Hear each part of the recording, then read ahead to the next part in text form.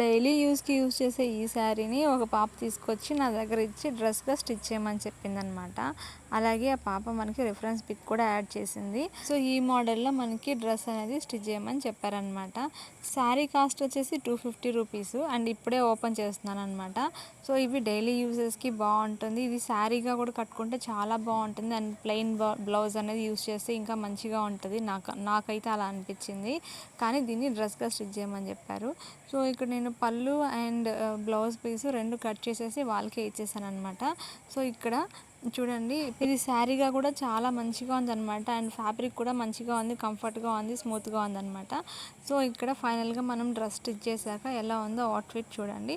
So ఇక్కడ వాళ్ళు చెప్పినట్టు మనకి పిక్లో ఇచ్చినట్లు కింద నెక్ కింద వీ నెక్ లాగా వస్తుంది అనమాట, కొంచెం ఓపెన్ అండ్ దానికి డోరీ అనేది పెట్టేసామన్నమాట. అండ్ కింద వచ్చేసి ప్రిల్స్ అనేది పెట్టాలి.